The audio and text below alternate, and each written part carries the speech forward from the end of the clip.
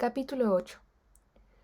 Recuerda nítidamente la carta escrita a máquina, con el sello de Reich Protector, sobre el hule de cuadros granates de la mesa, en aquel piso minúsculo del barrio de Josefov. Un papel diminuto que lo cambiaba todo. Incluso el nombre de la pequeña localidad de Terezín, a 60 kilómetros de Praga. Escrito allí a la manera alemana, en unas mayúsculas muy negras, como si quisieran gritar su nombre. Theresienstadt. Al lado, la palabra traslado. Terezín, a la que los alemanes se empeñaban en llamar Theresienstadt, fue una ciudad que Hitler regaló generosamente a los judíos. Eso es lo que decía la propaganda nazi. Incluso llegó a filmarse un documental dirigido por el director de cine judío Kurt Gerron, donde se veía a la gente trabajar alegremente en los talleres, realizar actividades deportivas e incluso asistir plácidamente a conferencias y actos sociales, subrayado todo con una voz en off, que explicaba lo felices que eran los judíos en Terezín. El documental demostraba que los rumores de internamiento y asesinatos de judíos eran falsos. Inmediatamente después de terminar la película, los nazis enviaron a Kurt Gerron a Auschwitz, donde murió en 1944.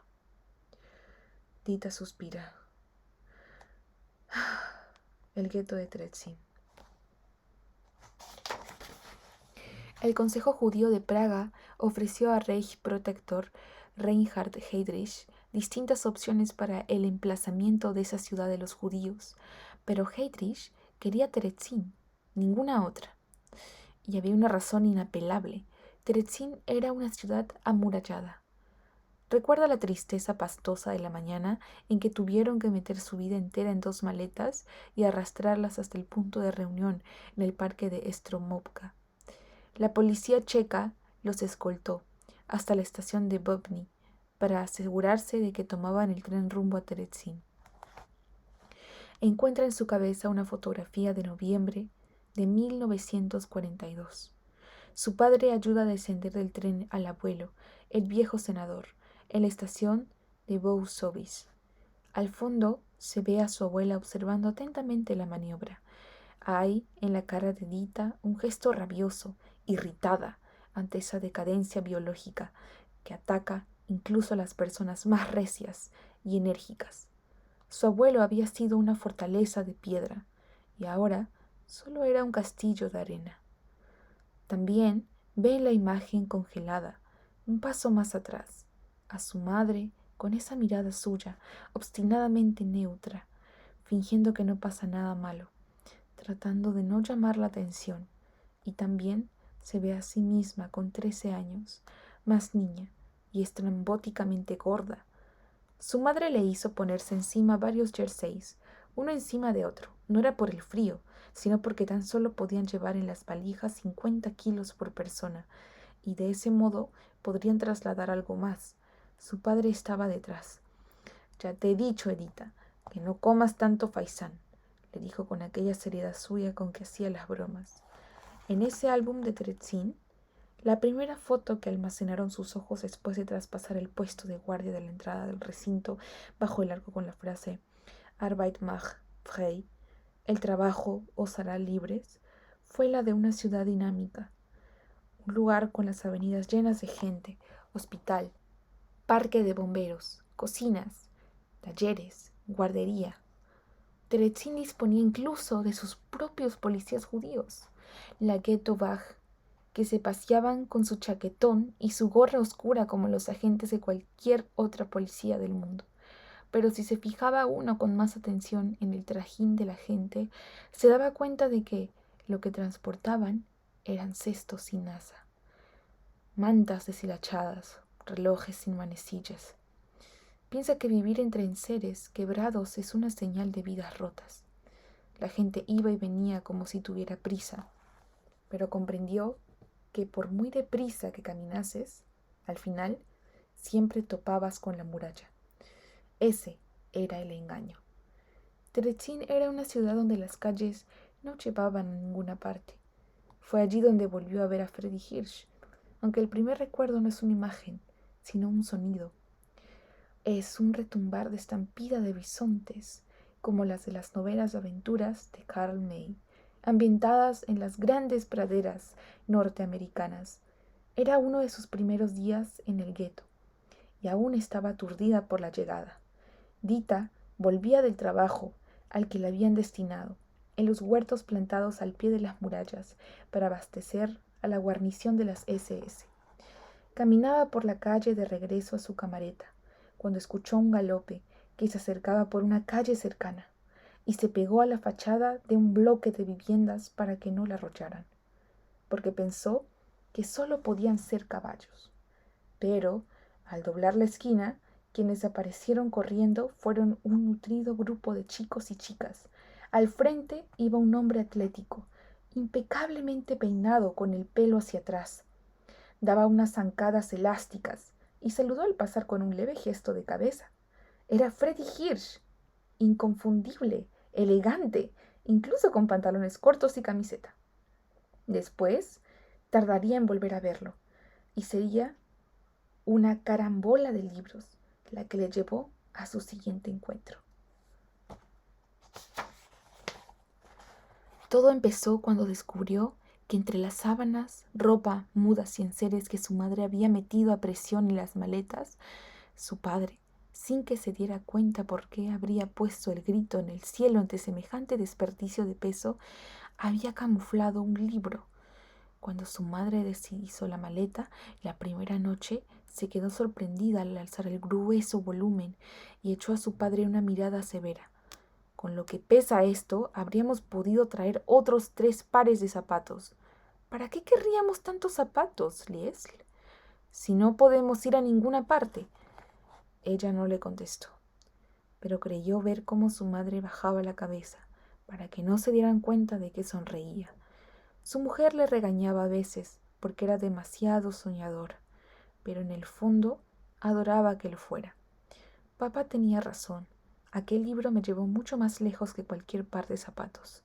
Desde el filo de su camastro de Auschwitz sonríe al recordar ese momento en que abrió las tapas de Dea Zauberg, la montaña mágica.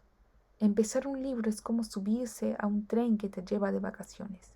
La historia relataba cómo Hans Castorp viaja desde Hamburgo hasta Davos, en los Alpes suizos, para visitar a su primo Joachim, que está sometiéndose a una cura en un elegante balneario donde se trata la tuberculosis. Al principio, no sabía si identificarse con el alegre Hans Castorp, que acaba de llegar al balneario para pasar unos días de vacaciones, o con el enfermo y caballeroso Joachim. Sí, estamos sentados aquí riendo, dijo con una expresión dolorosa, interrumpido por las últimas convulsiones de su pecho. Y sin embargo, no se puede prever, ni siquiera aproximadamente, cuándo podré marcharme, pues cuando el doctor Behrens dice todavía 6 meses, sin duda hay que esperar mucho más. Todo esto es muy duro. Tú mismo comprenderás lo triste que es para mí. Yo estaba matriculado y al mes siguiente debía presentarme a los exámenes de oficial. Y aquí estoy, languideciendo con el termómetro en la boca y perdiendo el tiempo. Un año es muy importante a nuestra edad. Comporta tantos cambios y progresos allá abajo, pero he de permanecer aquí, dentro, como en una ciénaga. Sí, como en el interior de un agujero podrido. Y te aseguro que la comparación no es exagerada. Dita recuerda cómo sentía inconscientemente mientras leía, y aún lo sigue haciendo, desvelada sobre su jergón de Auschwitz. Le parecía que los personajes de esa novela la entendían mejor que sus propios padres, porque cuando se quejaba de todas las desgracias que les estaban pasando en Terezín, con su padre obligado a pasar la noche en otro pabellón, el trabajo en los huertos, la asfixia de vivir en una ciudad cerrada, la comida monótona, le decían que tuviera paciencia, que todo pasaría muy pronto, tal vez el año que viene ya haya acabado la guerra. Le decían como si le estuvieran dando una maravillosa noticia. Para los mayores, un año no era más que un gajo de una naranja, y sus padres le sonreían, y ella se mordía de rabia porque no entendían nada. En la juventud, un año es casi la vida entera. Algunas tardes en que sus padres estaban en el patio interior del pabellón charlando con otros matrimonios, ella se tumbaba y, tras taparse con la manta, se sentía un poco como Joachim, haciendo sus curas de reposo, tumbado en su chaise longue del balneario. O, más bien, como Hans Castorp, que también decide tomarse unos días de relajación y seguir las sesiones de reposo, pero con menor rigidez, como un turista y no como un enfermo.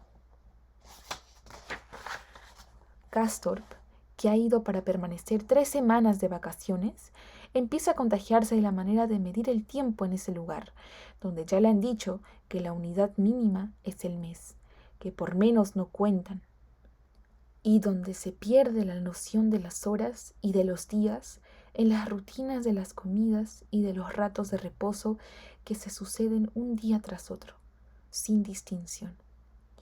En Terezín, ella también esperaba tumbada la llegada de la noche, como los 2 primos. Si bien su cena era mucho más escasa que los 5 platos que servían en el Sanatorio Internacional Berghof, apenas algo de pan con queso. ¿Queso? Recuerda ahora en su jergón de Auschwitz. ¿A qué sabía el queso? Que ya no me acuerdo. ¡A gloria! Eso sí, allí en Terezín, incluso embutida en sus 4 jerseys, sentía el mismo frío que Joachim, y los enfermos, que se tumbaban envueltos en sus mantas en el balcón de sus habitaciones a tomar el seco aire nocturno de esas montañas, que parecía tener grandes poderes curativos para los pulmones. Y sintió, al igual que le sucede a Joachim, tumbada y con los ojos cerrados, esa sensación que él tiene de que la juventud es un parpadeo. Era un libro muy largo, así que durante los siguientes meses compartió con Joachim y su alegre primo Hans Castorp su común encierro. Penetró en los secretos, cotilleos y servidumbres del suntuoso Berghof. En ese tiempo estático de la enfermedad que parece espesarse, participó de las conversaciones de los primos con otros pacientes y se unió de alguna manera a ellas. La barrera que la separaba de los personajes, la que aísla la realidad real de la realidad leída. Muchas tardes de afanosa lectura se fundía en su cabeza como chocolate caliente.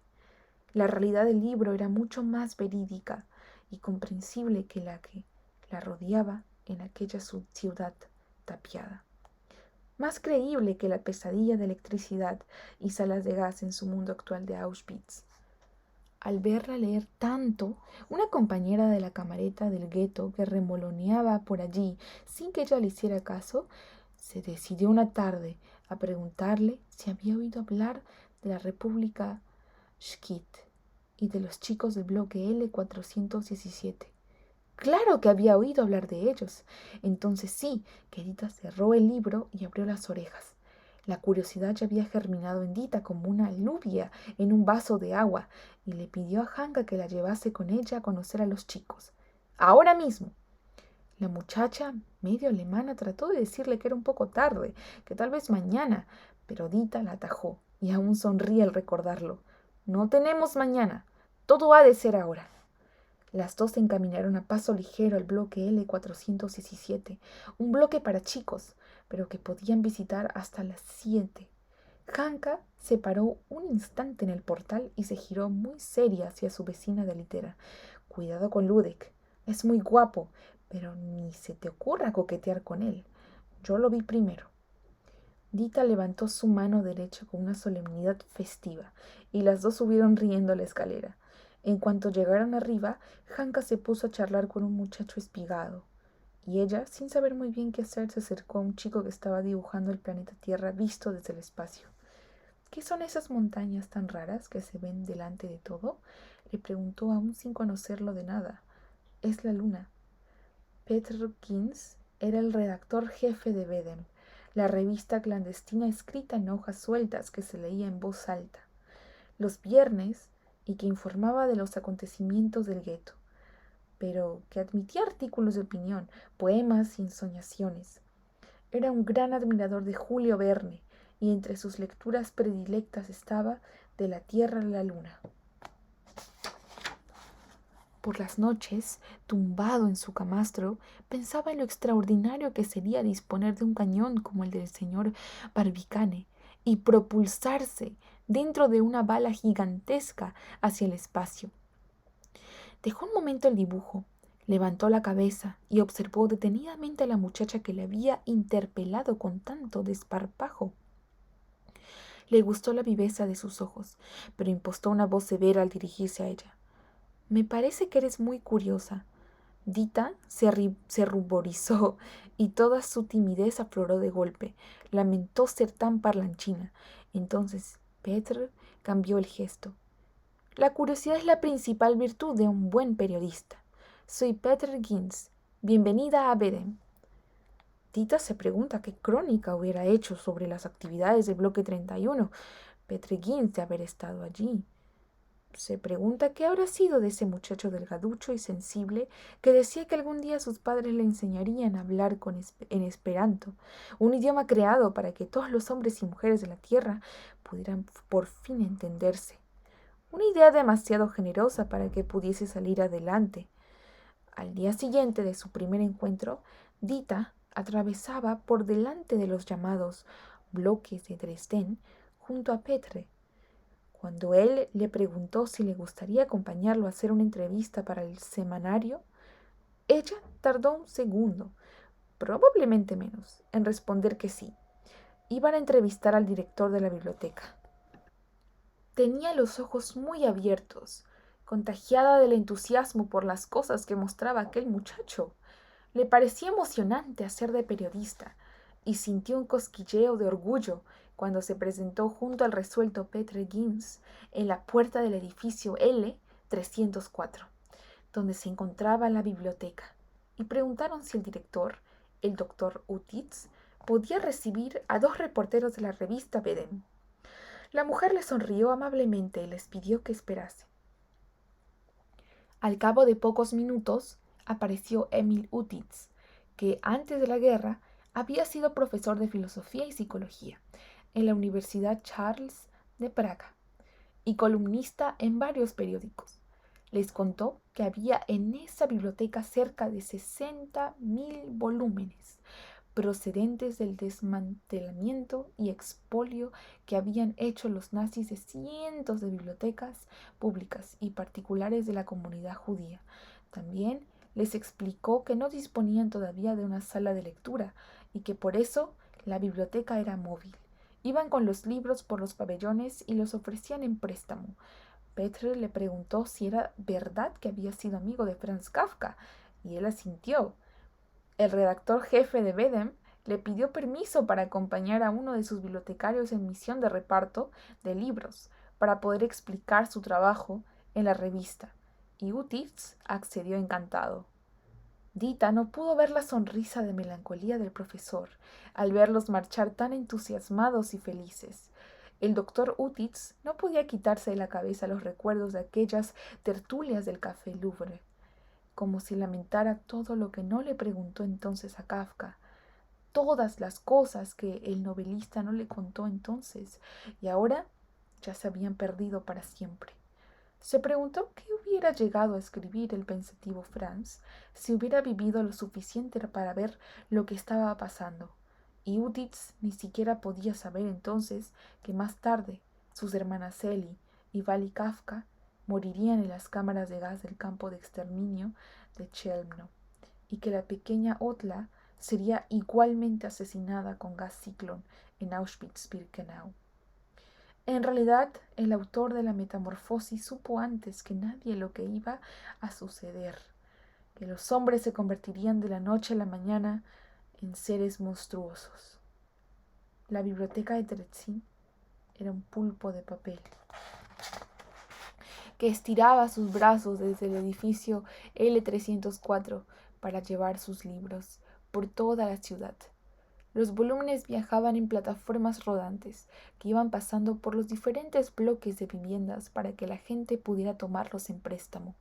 Petr trabajaba en los campos de cultivo y después de la jornada tenía esa tarde un recital de poesía, así que fue Dita quien acompañó gustosamente a una bibliotecaria, la señorita Sitigová.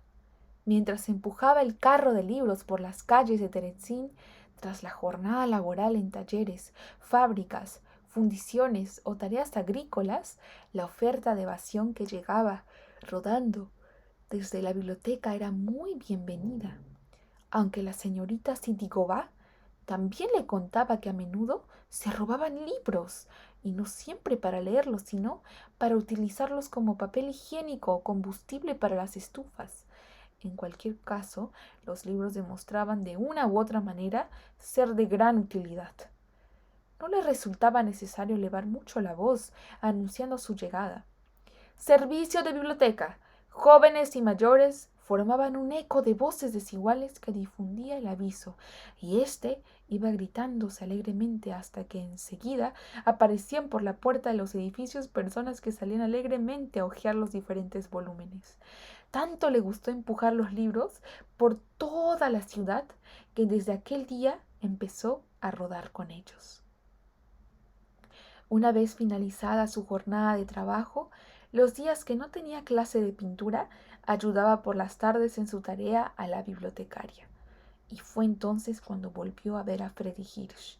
Vivía en uno de los edificios que había cerca del almacén central de ropa. No era frecuente encontrarlo allí porque siempre estaba leyendo, siempre estaba yendo y viniendo, organizando competiciones deportivas o participando en actividades con los jóvenes del gueto.